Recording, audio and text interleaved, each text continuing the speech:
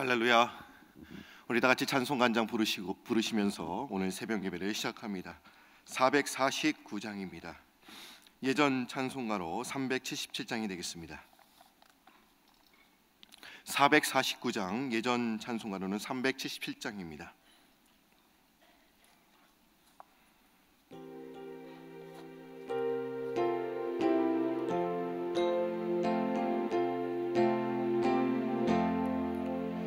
예수 따라가며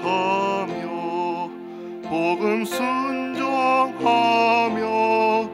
우리 행할 길 환하겠네.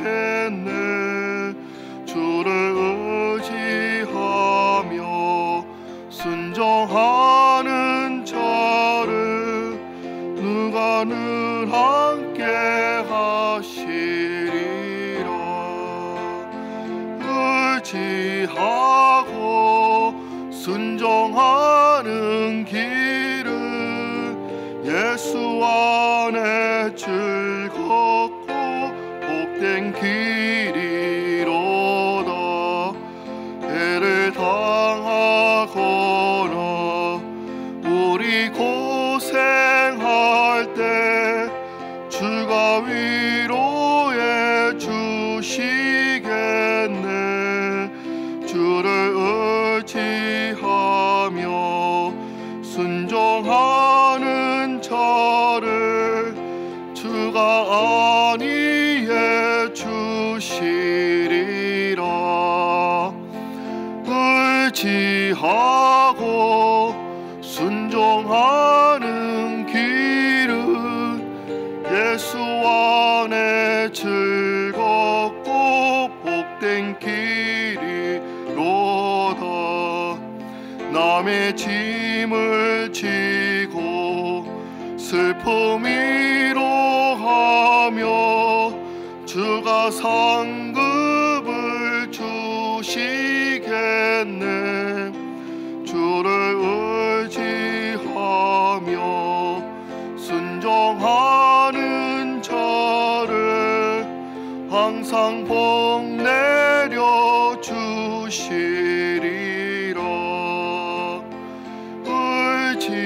의지하고 순종하는 길은 예수 안에 즐겁고 복된 길이로다. 우리 받은 것을 주께 다 드리며 우리 기쁨이 넘치겠네. 주를 의지하며 순종하는 자를 은혜 풍성케 하시리라. 의지하고 순종하는 길은 예수 안에 즐겁고 복된 길이로다.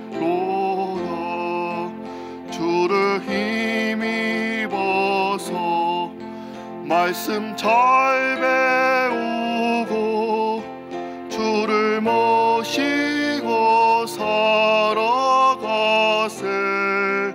주를 의지하며 항상 순종하며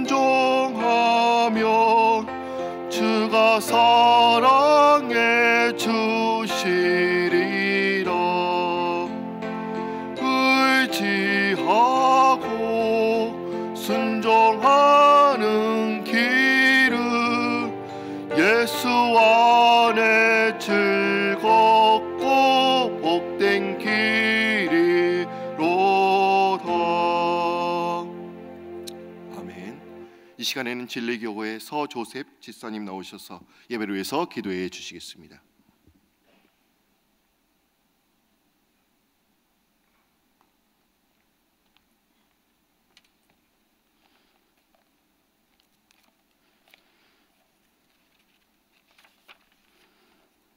기도드리겠습니다. 사랑과 은혜가 풍성하신 하나님 아버지 감사합니다. 오늘도 이른 아침을 깨워 여기까지 인도하심을 감사드립니다. 이 시간 저희가 모두 하나님 아버지께 찬양과 예배를 드립니다. 영광 받아 주옵소서.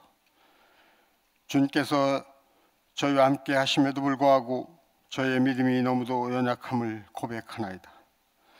사소한 일에도 평안을 잃고 두려워하는 마음을 가졌던 것을 또한 고백합니다. 저희의 마음에 담대한 믿음을 허락하셔서 저희 심령들이 오직 하나님의 영광을 위하며 살아가는 저희 프람스 성도님을 되게 하여 주옵소서. 지난 2015년은 저희 프람스 교회가 창립 40주년을 맞이하였습니다. 지난 40년의 시간 속에서 20년, 30년, 40년을 헌신과 사랑으로 섬김으로 지금껏 저희 프람스 교회를 굳건하게 세워주신 하나님 은혜와 축복에 감사드립니다.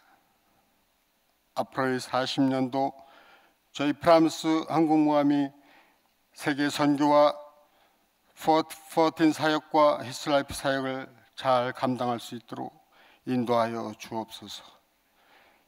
이 모든 사역을 앞에서 진두지휘하시는 저희 담임 목사님 영육간의 강건함을 주셔서 저희 프람스 항공모함이 2016년 나눔과 섬김의 슬로건을 달고 출발합니다. 잘 순항할 수 있게 하여 주옵소서. 오늘 귀한 말씀 들고 전하시는 고목사님 늘 피곤치 않게 하여 주시고 입술의 권세를 허락하시사 증거되는 말씀에 역사가 임하게 하옵소서. 또한 이 모습 저 모습으로 각 처세에서 봉사하는 손길이 있습니다. 그 손길 외에도 하나님이 친히 축복하여 주시고 온 프랑스 성도님 가정과 직장과 사업장에도 놀라운 하나님의 축복과 은혜가 넘치게 하옵소서. 감사드리며 예수님의 이름으로 기도합나이다. 아멘.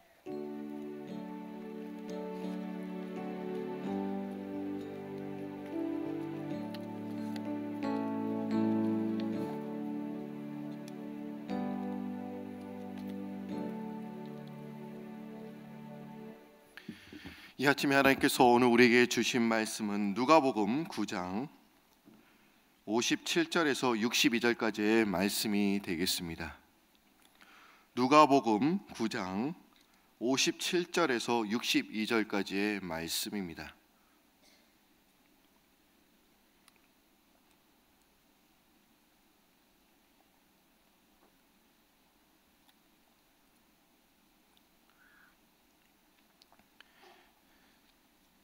이 아침에 주신 말씀 누가복음 9장 57절에서 62절까지의 말씀, 다 찾으신 줄 알고 한 절씩 교독합니다.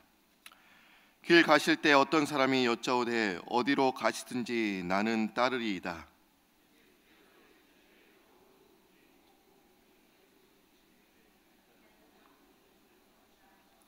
또 다른 사람에게 나를 따르라 하시니 그가 이르되 나로 먼저 가서 내 아버지를 장사하게 허락하옵소서.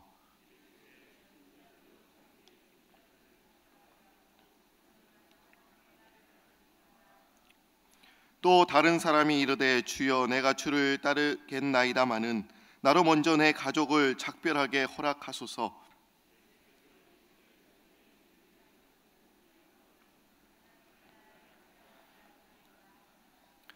아멘. 오늘도 날씨가 많이 춥습니다.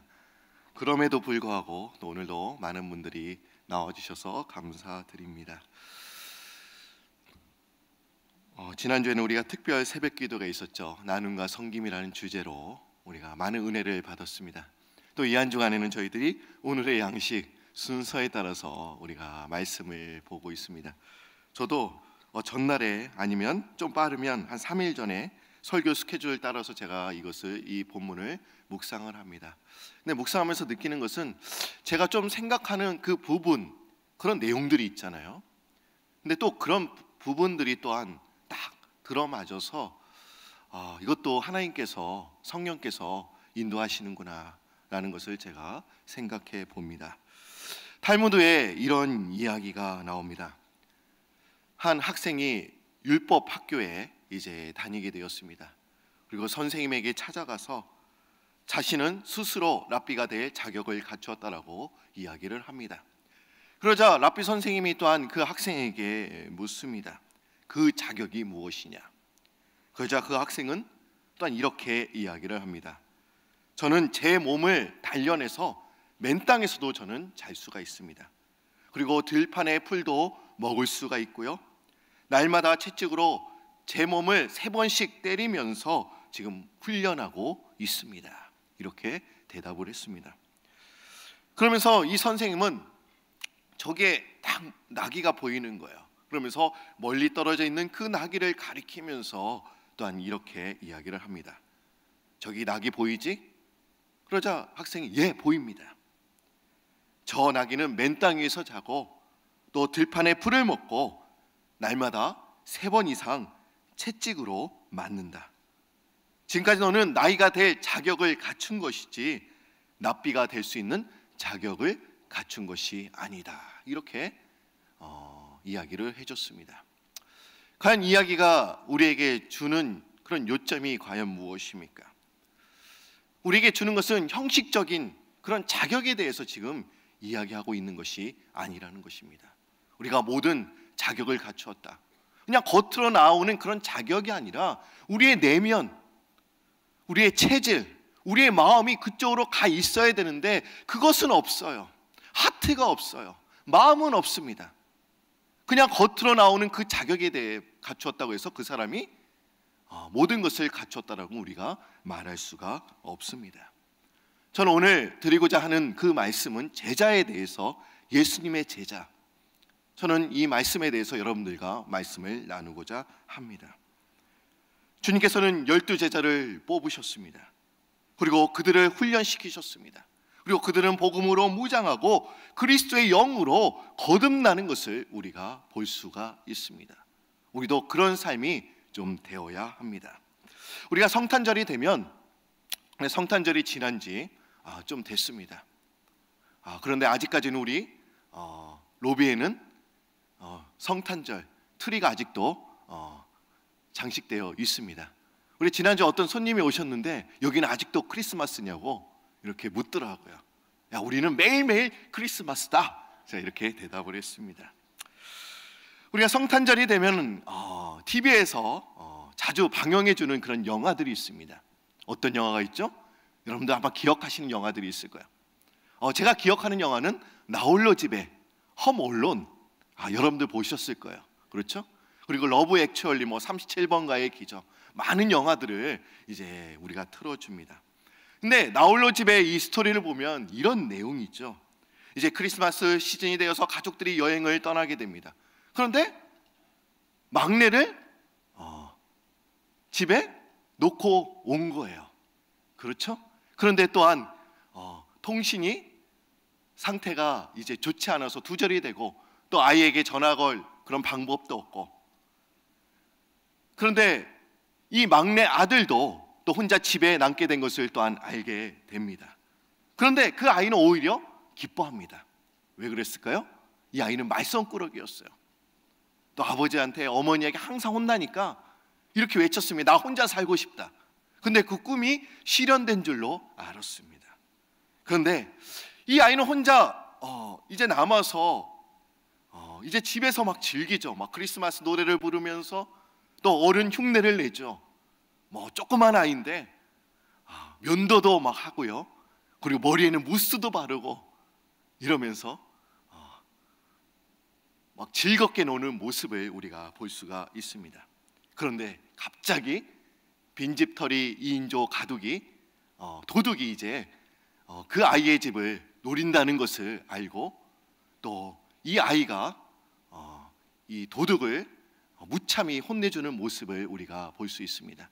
그 혼내주는 모습을 보면서 얼마나 즐거웠는지 몰라요. 저는 항상 크리스마스 때가 되면 이런 영화를 우리가 계속 틀어주고 있구나, 우리가 이렇게 생각을 해봅니다. 그런데 작년에, 그러니까 작년이라고 하니까 막 긴 게 오랜 세월인 것 같아요. 그렇지 않습니다. 며칠밖에 안 지났습니다. 그런데 한국에서 공중파 방송에서 이런 다큐를 틀어줬습니다. 일제강점기 때 신사참배하다가 처형당한, 순교당한 주기철 목사님의 삶을 담은 그런 다큐멘터리를 방영을 해줬습니다. 일사각오 주기철, 이런 타이틀과 함께 시청률이 얼마나 되었냐? 9%가 넘었다고 합니다. 여러분들은 9%니까 에게 이렇게 생각하겠지만 그렇지 않습니다. 또한 다음 사이트의 실시간 검색어 순위 또한 1위에 오르기도 했다고 합니다. 공중파 이 방송의 이 관계자는 또한 이렇게 이야기했습니다. 작년에 방송된 다큐 프로그램에서는 최고 시청률이었다. 그러면서 종교적 인물에 대한 다큐멘터리가 이런 시청률을 기록한 것은 이례적인 일이 아닌가, 이렇게 이야기를 했습니다. 그런데 이 다큐를 그리스도인들만 본 것이 아니었습니다. 기독교를 믿지 않는 세상의 사람들도, 비그리스도인들도 이 다큐를 시청했다는 그런 이야기입니다. 한 기독교인은 이 영화를 보고서 자신의 소감을 또한 이렇게 이야기를 했습니다. 국민의 한 사람으로서, 한 사람의 신앙인으로 이 나라와 하나님 앞에 어떻게 살아야 할까에 대해서 다시 한번 생각했다. 국민의 한 사람, 그리고 한 사람의 신앙인으로 내가 어떻게 살아야 될까, 그렇게 고민했다는 그런 이야기이지요. 근데 요새 여러분 분위기가 어떻습니까? 여기 우리가 미국에는 우리가 그렇게 우리가 느껴지지는 않지만 지금 한국에는요 그렇지가 않습니다. 한국 교회에 대해서 비판하는 목소리가 얼마나 많은지 모릅니다. 그렇게 피부로 느낄 만큼 지금 계속 높아지고 있는데 왜 이렇게 기독교 영화, 기독교 다큐를 이 공중파 방송에서 틀어줬을까요? 그 의도가 무엇이었을까요? 저는 일사각오 이 주기철 목사님의 이 다큐를 저는 보지는 못했습니다. 그래서 제가 시청하지 않았기 때문에 정확한 대답을 제가 내릴 수는 없습니다만은 아마 저는 이렇게 생각했습니다.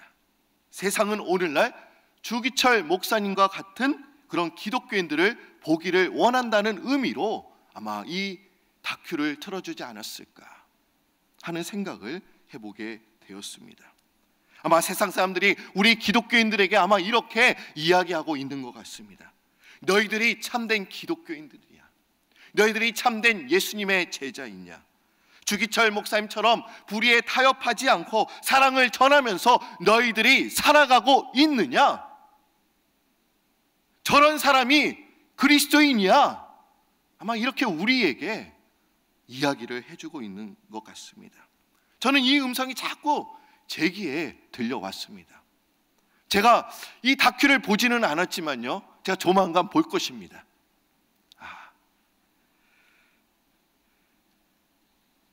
여러분, 일제강점기 때 어떻습니까? 참된 제자는 주기철 목사님밖에 없었습니다. 다른 목사님들은 어떻습니까? 총회에서 신사참배를 이제 결의하고 또 평양 신사에 가서 참배를 했습니다. 근데 우리는 오늘날 이 시대는 우리가 신사참배를 하는 사람은 없습니다. 그러나 우리는 우상을 숭배할 때가 많습니다. 신사참배나 우상숭배나 동일합니다. 우리는 물질 앞에, 쾌락 앞에, 또한 지식 앞에 무릎을 꿇고 그리고 또 그것을 의지하며 우리는 또한 살아갈 때가 너무나 많습니다. 기독교 베스트 작가인 이 필립 얀시라는 분이 있어요. 아주 유명한 작가입니다. 아마 여러분들은 그분의 책을 아마 많이 접했을 것입니다. 근데 그분이 뜻밖의 장소에서 만난 하나님이라는 그런 책을 내면서 그 책에 또한 이 현대인의 우상 숭배에 대해서 날카롭게 또한 이렇게 지적하고 있습니다. 구약 성경이 우상 숭배라고 부르는 것을 오늘날 계몽된 서구인들은 중독이라 부릅니다. 중독되는 그 대상들은 종종 좋은 것들일 수도 있습니다. 예컨대 성이나 음식, 그리고 일, 그리고 초콜릿 같은 것은 그 자체만으로서는 문제가 되지 않습니다. 그러나 이 좋은 것들이 마땅히 차지해야 할 본연의 위치를 넘어서서 한 사람의 인생 전체를 차지하는 자리에 앉을 때 그것이 우상 숭배가 된다라고 이야기를 하고 있습니다. 나를 좌지우지하는 것들이 너무나 많이 있어요. 그것이 있다고 한다면 우리는 지금 우상 숭배를 지금 하고 있는 것입니다. 우리가 우상 숭배를 한다는 것은 또한 일제시대 강점기 때에 다른 목사님들처럼 우리가 신사참배를 하는 것과 같습니다. 저는 여러분들에게 이런 질문을 던지고 싶습니다. 여러분들이 예수님의 제자이십니까? 아멘하는 소리가 여기만 들려요. 여러분들이 예수님의 제자라고 확신 있게 말씀하실 수 있는 분이 몇 분이나 계십니까? 나는 어느 목사님의 제자예요, 이렇게 말하는 분은 너무나 많습니다. 우리는 사람의 제자가 되어서는 안 됩니다. 예수님의 제자가 되어야 합니다. 예수님은 공생애가 시작되시면서 이제 그분이 제일 먼저 하신 일은 무엇이었습니까? 제자들을 부르시는 일이었습니다. 예수님께서 12명의 제자들을 택하셨죠. 근데 그 제자들을 택하신 이유가 무엇이었습니까? 그것은 예수님의 전도 사역, 복음을 사역을 이제 계승시킬, 계속해서 나갈 사람이 필요했기 때문에 이 12명의 제자들을 또한 특별히 선택을 하셨습니다. 그러니까 예수님께서 필요로 하신 것이 무엇냐? 그분의 말이 그대로 인쇄된 산교본의 구실을 할 수 있는 그런 제자들이 필요했습니다. 그래서 예수님은 신중하게 제자들을 뽑으셨습니다. 어떻게 뽑으셨을까요? 예수님께서는요, 제자들을 뽑기 전에 산에 올라가셔서 이제 철야 기도를 하셨습니다. 24시간, 12시간 계속 하나님, 어떤 사람들 뽑아야 될까요? 어떤 사람이 이 일을 잘 감당할 수 있을까요? 여러분, 12명의 제자들이 또한 뽑혔습니다. 그리고 그들이 예수님의 참모가 되고 또한 돌격대가 되고 예수님의 오른팔 왼팔이 되어서 복음 사역에 또한 열중을 하게 되었습니다. 예수님은 이 세상에 계시는 동안 한 줄의 일기도 남기지 않으셨습니다. 그리고 자기를 기념한 돌비 하나도 세우지 않으셨습니다. 우리는 항상 누가 죽으면 너무 위대하다, 많은 일을 감당했다, 그런 많은 그런 위대한 기념비를 우리가 세울 때가 있습니다. 그러나 주님께서 그런 기념비도 세우지 않으셨어요. 절대 세우지 말아라 또한 아마 우리에게 이렇게 말씀하셨을 것입니다. 그가 남겨놓은 유일한 유산은 과연 무엇이었습니까? 그에게서 배운 저 무식하고 평범한 그런 12명의 제자들이었습니다. 예수님은 소수의 제자들을 키우시는데 전 생애를 바치셨음을 또한 우리가 알 수가 있습니다. 그럼 우리는 또한 이렇게 질문할 수가 있겠죠. 제자란 어떤 사람을 가리키냐? 제자란, 우리가 사도행전을 보시면 예수님을 믿는 사람이면 누구나 주저앉지 않고 우리는 그들을 제자라고 부르고 있음을 우리가 알 수 있습니다. 바울이 1차 전도행을 떠났습니다. 그리고 그곳에서 이제 복음을 전했어요. 근데 여기 성경 말씀을 보면 1차 전도행은 소아시아 지역에서 이제 복음을 이제 전하게 됩니다. 근데 더베라는 성에 딱 들어가니까 복음을 전했습니다. 그들이 믿기로 합니다. 그리고 그들을 향하여 제자라고 불렀습니다. 우리가 이 본문을 보면서 우리가 깨닫게 되는 것은 우리가 이렇게 생각할 수가 있어요. 단순히 예수님을 믿는다고 고백하면 이제 제자가 되는구나. 그냥 예수님을 믿기만 하면, 예수 그리스도를 나의 구주로 고백만 하면 제자가 되는구나 라고 우리가 생각할 수가 있습니다. 근데 여러분, 그러나 이 초대교회 신자들은요, 제자라고 우리가 그들을 왜 부를 수 있는 이유가 있습니다. 왜 그러냐? 그런 예의상의 제자가 아니라 처음부터 그들 모두가 예수님을 철저하게 따르는 자들이었기 때문에 우리가 그들을 제자라고 부르고 있는 것입니다. 우리가 예수님을 믿는다고 그냥 다 제자가 되는 게 아닙니다. 이들은요, 철저히 난 예수님을 따르겠습니다. 그들은요, 목숨을 내놓고 주님을 따랐습니다. 그리고 주님을 믿겠습니다. 어떤 것에 내가 우상 숭배하지 않겠습니다. 어떤 어려움이 와도 그것에 이제 다시 가지 않겠습니다. 그것도 이겨내겠습니다. 이런 고백이 있었기 때문에 우리가 그들을 제자라고 부르는 것입니다. 우리가 제자, disciple, 이것은 명사형으로 되어 있습니다. 근데 성경 원문을 보면요, 이것을 동사형으로 되어 있지 명사형으로 되어 있지 않고 동사형으로 되어 있습니다. 그러니까 제자라는 말이 뭐냐? 제자가 되다. 우리가 보면 이 제자 명사로 되어 있지만 이 말에는 이렇게 되어 있는 거예요. 제자가 되다, 또한 제자를 만들다. 이런 의미가 지금 내포되어 있는 것입니다. 그러기에 우리가 제자가 된다는 것은 이 말에는 지금 미완성이다라는 의미가 남겨져 있는 것입니다. 왜 그렇습니까? 완전하게 예수님을 닮았다고 주장할 수 있는 사람이 한 사람도 없기 때문에 그렇습니다. 이 세상에 예수님을 닮은 사람이 있을까요? 닮은 사람들은 있죠. 그러나 완전하게 닮은 사람은 없습니다. 그렇기 때문에 우리는 미완성입니다. 계속 만들어지고 있는 것입니다. 예수님께서 승천하시기 전에 우리에게 이렇게 말씀을 하셨죠. 그러므로 너희는 가서 모든 민족을 제자로 삼아 아버지와 아들과 성령의 이름으로 세례를 베풀어라. 이렇게 말씀하셨습니다. 우리가 제자를 삼으라는 것은 어떻습니까? 이것은 제자라는 이름을 12 사도뿐만 아니라 앞으로 그들을 통해서 하나님의 백성이 될 모든 사람들에게 확대해서 적용했다는 것을 우리가 알 수 있습니다. 제자를 삼는 것은 무엇입니까? 내가 제자가 되는 거예요. 그리고 다른 사람을 또한 재생산해내는 것입니다. 제자를 만드는 것입니다. 이것이 하나님께서 원하시는 모습이었습니다. 예수님께서 승천하시면서 모든 족속에게 말씀하신 것은 교인을 만들어라라고 말씀하지 않으셨습니다. 교회를 만들어라라고 말씀하지 않으셨습니다. 제자를 만들어라, 이렇게 말씀하셨습니다. 오늘 본문 말씀 보면 예수님의 우리가 제자가 되려면 여러 가지 조건이 필요합니다. 그런데 세 부류의 사람들을 통하여 그 조건에 대해서 제시하고 있습니다. 오늘 본문 말씀 보면 세 부류의 사람들이 나와요.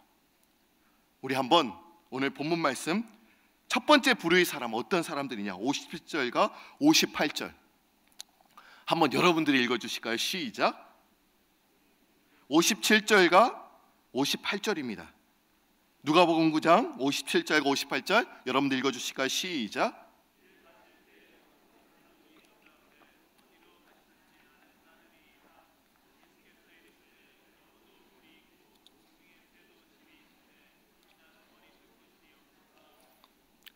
첫 번째는 이런 사람입니다.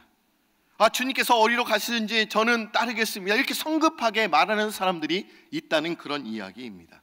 그러나 주님께서는 또한 이렇게 말씀을 하시죠. 여우도 굴이 있고 공중의 새도 집이 있을 때 인자는 머리 둘 것이 없도다. 딱 봤을 때, 예수님을 바라봤을 때 많은 사람들이 예수님의 제자가 되면 많은 혜택이 있을 거라고 생각했습니다. 겉으로 드러나는 모습 어떻습니까? 예수님이 다니시는 곳에는 어때요? 많은 사람들이 몰려오는 거예요.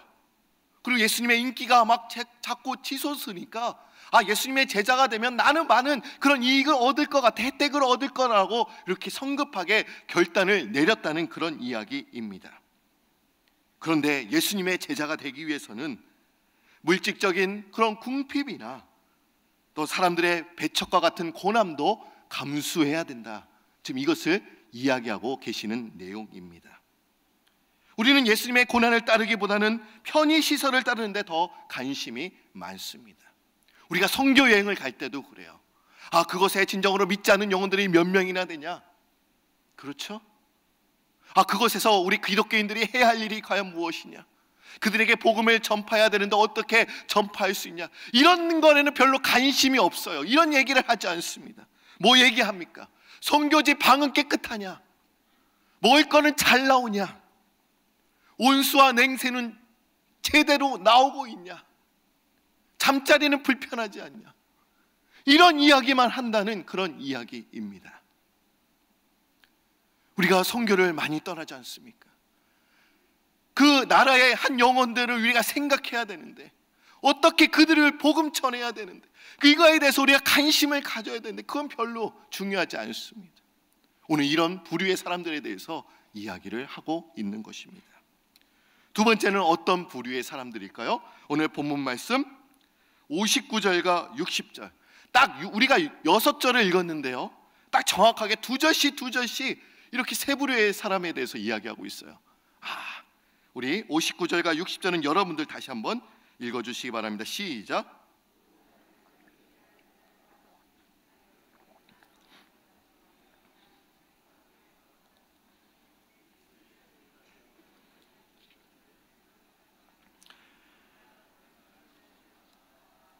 둘째로 이런 사람이죠. 부친의 장사를 핑계로 예수님의 따르기를 이제 주저하는 사람에 대해서 지금 이야기를 하고 있습니다. 우리가 예수님의 말씀, 우리가 상식적인 관점에 볼 때 이해가 좀 안 갑니다. 그리고 심지어는 거부감이 막 듭니다. 충격적인 말씀일 수가 있어요. 어떻습니까? 여기서 문제는 인륜을 무시하는 듯한 그런 주님의 발언 때문에 우리가 그렇습니다. 사실 부모님의 장례는 어떻습니까? 어느 민족 할 것 없이 제일 중요하죠. 부모님이 돌아가셨는데 장례를 치르는 것은 당연합니다. 또한 유대인들에게서도 더욱 그랬습니다. 유대 간습을 보면 부친의 장례는 토라의 연구나 할례, 심지어 어떤 율법 준수나 성전 봉사보다도 우선된다라고 이렇게 쓰여져 있습니다. 그만큼 유대인들도 중요하게 생각을 했습니다. 근데 예수님께서 이처럼 부모나 가족에 대한 윤리마저도 무시했던 반인륜적인 그런 분이셨을까요? 절대로 그렇지 않죠. 오히려 예수님만큼 부모님을 공경하고 또 이웃을 사랑했던 분도 없습니다.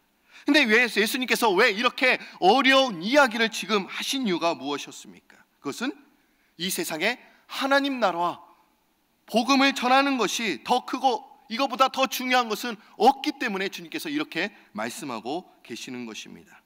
예수님께서는 인륜을 저버리고 또 오직 복음을 따르라 이렇게 말씀하시는 것이 절대로 아닙니다. 우선순위가 뭐냐? 복음 사역이 있다. 부모에 대한 도리가 복음의 의무를 미루기 위한 변명이 되어서는 안 된다. 지금 이렇게 말씀하고 계시는 것입니다. 그러기에 이 땅에서 가장 중요하고 시급한 일은 복음 전파입니다. 지금 이거에 대해서 이야기를 하는 거예요. 자꾸 변명을 만들지 말아라. 복음 전하라고 하니까 저 뭐 해야 될 것이 있어요. 이렇게 자꾸 변명한다는 거예요. 세 번째입니다. 세 번째는 이제 61절과 62절이죠. 여러분들이 읽으셨으니까 제가 61절과 62절 제가 읽겠습니다. 또 다른 사람이 이르되 주여 내가 주를 따르겠나이다마는 나를 먼저 내 가족을 작별하게 허락하소서. 예수께서 이르시되 손에 쟁기를 잡고 뒤를 돌아보지 않는 자는 하나님 나라에 합당하지 아니하리라 하시니라. 여기서는 가족과의 그런 작별을 조건으로 예수님에 따르는 것을 지체하는 사람들이 있었음을 우리가 알 수 있습니다. 이것은 세상 것에 대한 집착을 버려야 됨을 지금 이야기하고 있는 것입니다. 또한 예수님을 따르기 위해서는 또 가족 간의 관계도 또 초월해야 하는 것입니다. 내가 선교지 가려면 어떻습니까? 부모님과 좀 떨어져야 되는 거예요. 그 관계도 초월해야 되고 또 재물이나 지위 등 내가 쌓아올린 세상적인 것들을 버리고 또 포기해야 됨을 지금 이야기하고 있는 것입니다. 한 회사가 유능한 신입사원을 이제 뽑기 위해서 12제자를 대상으로 한번 인물을 분석했다고 합니다. 회사가 이들의 학력, 경력 그리고 적성을 종합해서 컴퓨터에 분석을 의뢰했는데 이런 결과가 나왔습니다. 야고보와 요한은 자신의 출세만을 위해서 사는 매우 이기적인 사람이다. 여러분, 야고보와 요한은 어땠습니까? 예수님께 청탁했잖아요. 하늘에 올라가면 오른편과 왼편에 앉게 해주세요. 아마 이기적인 사람으로 나왔어요. 그 도마는 어떻습니까? 매사에 너무나 의심이 많고 부정적인 성격을 가진 사람이다. 그리고 베드로는 너무나 급해서 성격이 급해서 이를 그르칠 그런 실수할 가능성이 너무나 높다. 그리고 안드레는 어떻습니까? 내성적인 성격을 갖췄기 때문에 이를 추진함에 있어서 속도가 늦고 일을 잘 못한다. 이런 결과가 나왔습니다. 그리고 야고보는 혁명가적인 그런 기질이 있어서 회사에서 채용하기엔 너무나 위험한 인물이다. 이렇게 결과가 나왔습니다. 그러나 제자들 중에 가장 이상적인 신입사원이 누구냐? 뽑는다면 가룟 유다로 나왔다고 하는 것입니다. 그는 학식과 경험을 겸비한 인물이며 또한 사교성을 지니고 있는 사람이다. 분명 사교성이 있었죠. 가룟 유다. 대제사장들과도 얼마나 잘 지냈는지, 그렇죠? 예수님을 또 팔지 않습니까? 그런데 여러분, 정작 기독교 역사를 변화시킨 사람은 실격자로 판정난 그런 제자들이었습니다.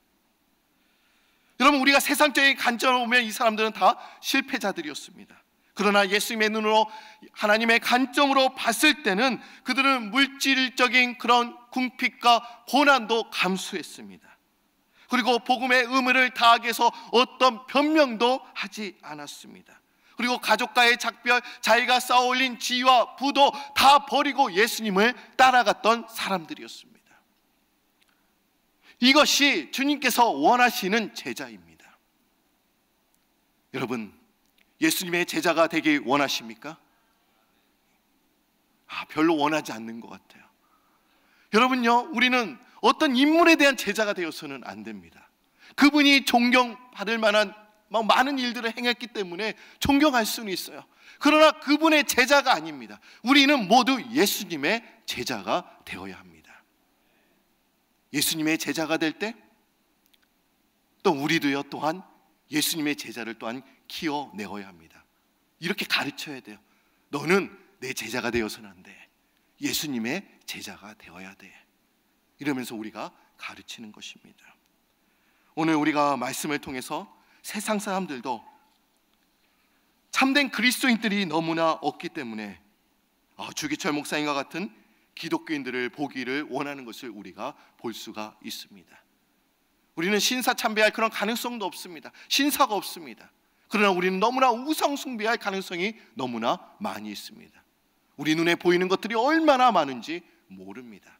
우리가 이것을 이겨낼 때 하나님께서 기뻐하시고 원하시는 그런 기쁜 참된 제자가 될 줄로 믿습니다. 다 같이 기도드립니다.